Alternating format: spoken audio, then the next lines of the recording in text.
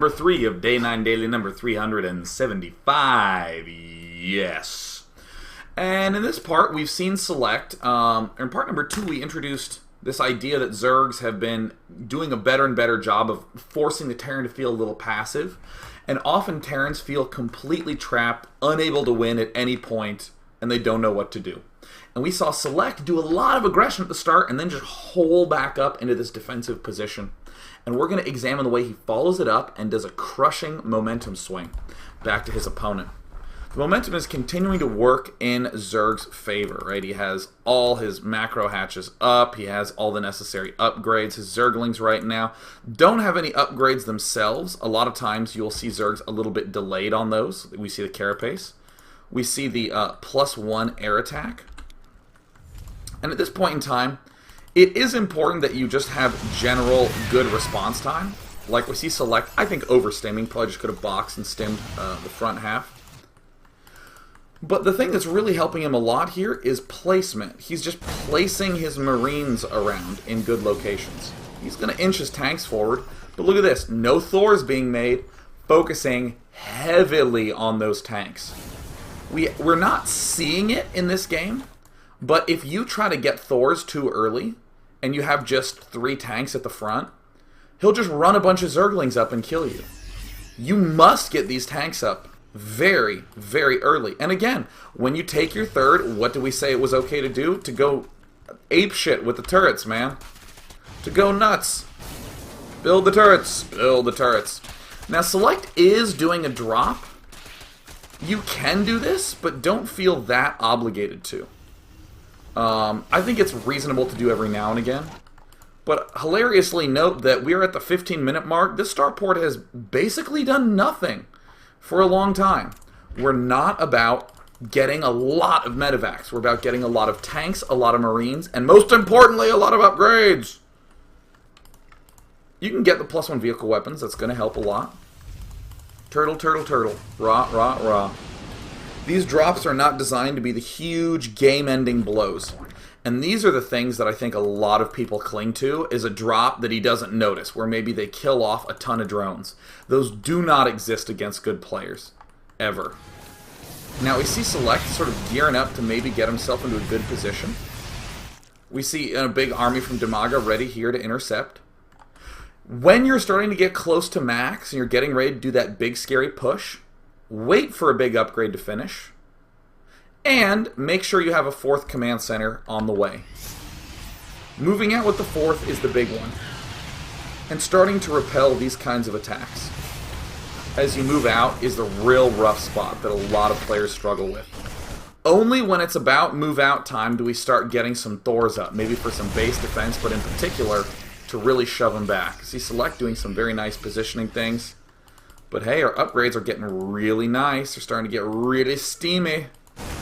A drop ends up being very effective, but, you know, Demaga is taking the whole frickin' map. And here, these sorts of little plays can be obnoxious to deal with, but thank God we had so many tanks. Otherwise, we would actually lose the game right then and there. This ends up being a big pain in the ass because Select is kind of forced back against the wall. And that's why we need to start getting those turrets out, or those Thors out, only just around this time, because again, this helps save his ass. Now, as you're starting to move out, get the Ghost Academy up. This is where players will start to mess up in terms of their transitioning. They'll just continue to go Marine medevac, etc. And yeah, Marines are great. We want to make sure that we're continuing to take next step and for God's sake continue to get upgrades. Those are the most important things ever. Right now, notice Demaga, he's just at 1-1 upgrades. What about the Zerglings? Well, an individual Zergling is just at 1-1. And these Marines are almost at 2-2 with 3-2 on the way. Now, as we move along, yes, getting another factory is very important. 2 factories people tend to stop at. You should continue getting factories. There's this weird sort of wobble that goes on where first we get these 3 barracks, and then we get these 2 factories, and then we add on a lot more barracks, right? We end up getting the 6. And now you want to sort of wobble back in the factory direction. Wobble, wobble, wobble, wobble. You know, the sensor tower, by the way, I don't quite remember where it's getting put up. I think in the center here. Yeah, the sensor towers are not as important as you might think. I mean, if you just have a high tank count and some reasonable positioning on the backside, you'll be in good shape. Mobius reactor coming down. This is where you need to start making sure you get tech lab add-ons to your barracks. And I don't necessarily mean adding on more barracks. I quite literally mean getting tech lab add-ons on those barracks. Very commonly, you will see players lift off these barracks that have reactors on them and just go right into ghost mode. A very nice, solid, strong defense. Everything is looking quite good. And now, finally, when Select is moving out to take his fourth, that's when he moves out. Nice, good stuff. Notice how he's not really committing to aggression. Damaga still has the ball largely in his court. But as we start adding on a lot more ghosts, that's when we're slowly going to start grabbing things back on our side.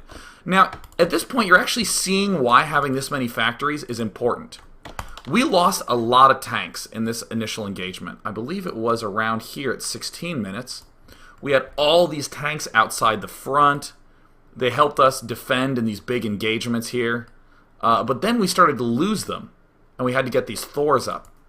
So whenever you want to start moving out for your next big attack, maybe that final finishing blow, building them two at a time is a little bit too slow. You need to be able to replenish them. Well, hell, if you're even blocking your own damn ramp, that's probably pretty bad too. But still, to be able to replenish them up to like 10 very quickly is instrumental in sort of these game-ending blows. Make sure you're getting your gas at your third expansion as well. It's kind of easy not to do that because you're just all mineral crazy making your Marines, but I swear you will spend that so quickly with the upgrades and the ghosts. Kind of funny to think that Select has actually not really moved out. He has not really dropped. He has not really attacked. He's just sort of sat here patiently and defended. What is allowing him to do this comfortably is the existence of these ghosts starting to come into play. Soon enough, he'll recognize that he's blocked off his own siege tanks. Select! Select! Yeah, does he even have him hotkeyed? No, he has no freaking clue, man. Poor soul. He could have easily covered this location. You know, this is actually kind of funny to demonstrate. Select, incidentally, just has a bunch of tanks here. Quite honestly, like a dumbass. Imagine, though, that Select had just not built all those tanks. This is the problem with having a low tank count. You suddenly have all these vulnerable locations, and you constantly need to reposition and reposition and reposition and reposition and reposition. And it ends up being no fun. Select, God. The big goal from now until I would say the hour mark is that you should be trying to replace Marines with ghosts. You want a tank, Thor, ghost mixture. And I know that that is the most expensive sounding thing in the universe, and it is. But it is like the strongest composition in the game. That's another one of the reasons why these upgrades are so important. God almighty, Select. Oh god, I did not even see that the first time I walked through this game. I just saw that this final attack ended up having so many tanks and it was so strong. When you do finally make this big push out, do not be dropping at the same time you're doing it. I actually think that that is one of the biggest mistakes that you can make, is to do an attack like this while having a drop up. This attack needs to start really freaking the Zerg out. You'll note that right now Damaga is not freaked out. He is calmly wrecking these expansions. He loses a couple mutas, but all the SCVs get killed off. When you move out to do an attack like this, you need to know that his army is pushed back. Once his army is in a bad position, then you can walk these sorts of things in. But right when we come back to here, these initial groups are not going to be moving out that much. See, he moves out this way. And you see this drop that was moving out? See this little medevac that was heading up that way? Pulls right on back when it starts to see this force. Once he notices that this force is in this direction, that's when he can start moving some troops up to this top right.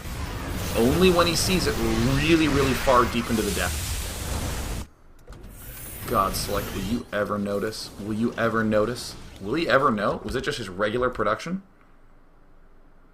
That's kind of incredible. I think it was just his regular good old standard macro that helped save the day. But either way, the funny thing to note about a situation like this is it very often feels like you didn't do anything different. You watch a replay and say, hey, I went Marine tank and did all that. It is really the upgrades that are helping you be able to make this huge push, and especially your high tank count. It would be a lot easier. These engagements are going to be very one-sided for Select. I mean, they're kind of close, and the Zerg has to retreat, but these tanks can suddenly just leap all the way forward.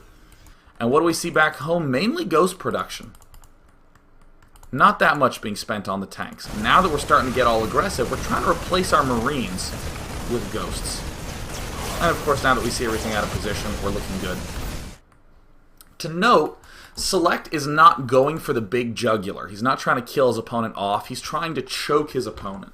If you're going for an aggressive build in this matchup, like if you're trying to do some sort of just 2-base general Marine tank timing push, something like that, it's okay to go for the jugular. It's okay to just sprint right off to his main base. When you're doing this huge macro play where you're getting a lot of expansions up, you're getting your own upgrades, it is important to move down here, kill off an expansion, and then make the most important move ever, go home!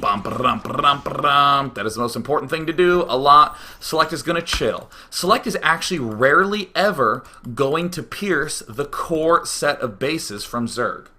What Select is thinking is, I'm going to take my 3 bases, and then I'm going to get a 4th, and you're going to starve to death. You cannot get any more resources.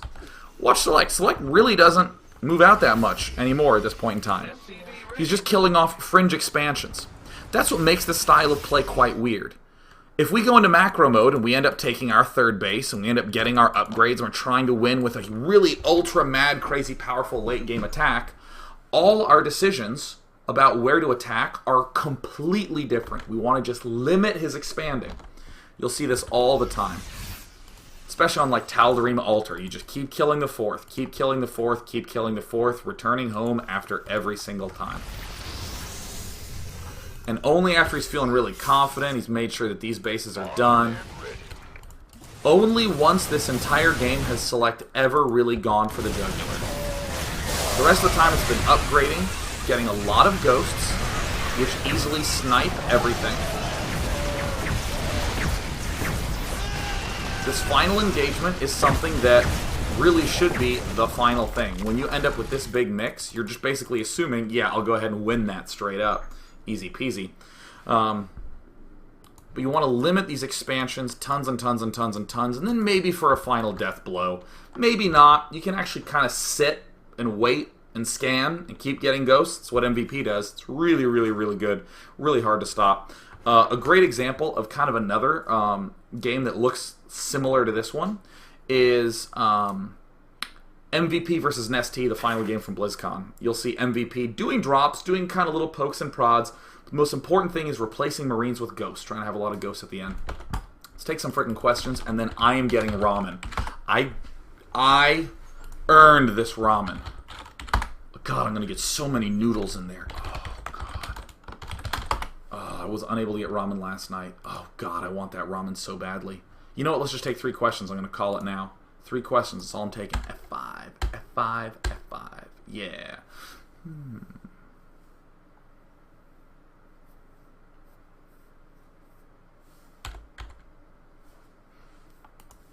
Come on, ask questions, you guys.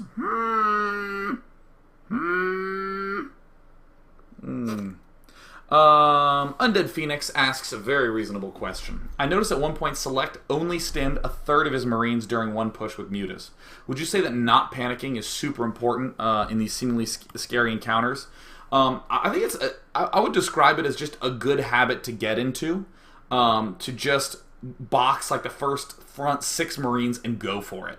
Almost in every circumstance, unless you start seeing Lings and Banelings like encroaching on in. The Banelings is probably the big one. You should generally be a little patient with the Zerglings too, because otherwise they'll just run in and run out and do this sort of thing. But I think that, interestingly, I don't think that is as nearly important as making sure you get the upgrades, get the 3rd up, and start producing a lot of tanks. Overstimming, I actually see a good amount of players do, and it obviously makes them weaker, but still the fundamental building stuff is far and away the most important. Did he ever notice those tanks? He did. He did. Wow. No wonder he had so many tanks in that final battle. Aha. So let's see here.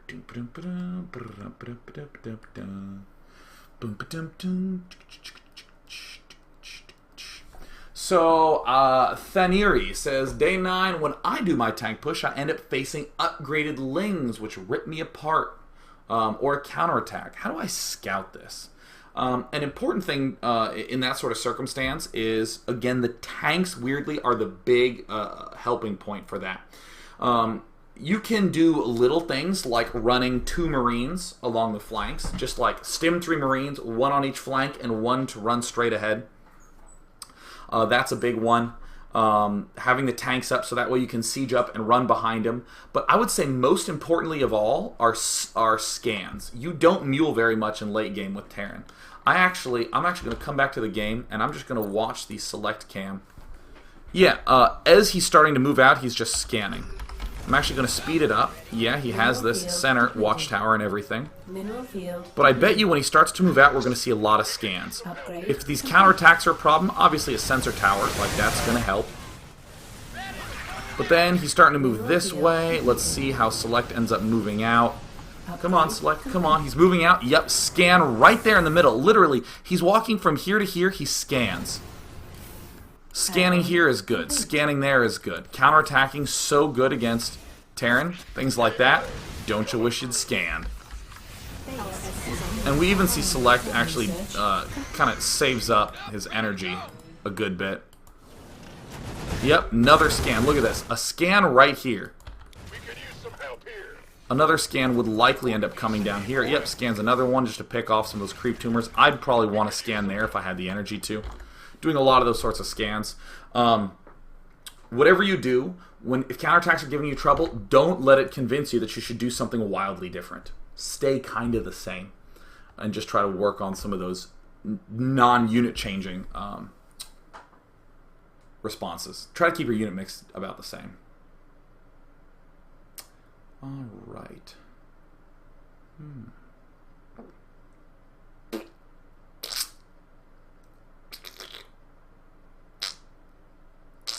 I'll take this one from Orkanim. Day 9, do you think that the Zerg's tech swap to Ultras is ultimately what cost him the game? They aren't very strong against tanks and Marines, so it seems like a poor decision. I would come back to this moment. I would say Zerg was not expanding aggressively enough. That's what kind of feels right to me. If I just pop back into the game, I mean, as the Hive is getting done, I mean, I understand the logic. Damaga's like, yeah, I'm getting these upgrades for it. Ultras are actually a lot better than you initially might think, but again, the whole big theme is starvation. What lost Damaga the game was losing these 2 bases, and then Select came down and just cleaned up this base. He's doing the counterattack here, but you always have to be aware that a player could swing up and take this out at any point in time.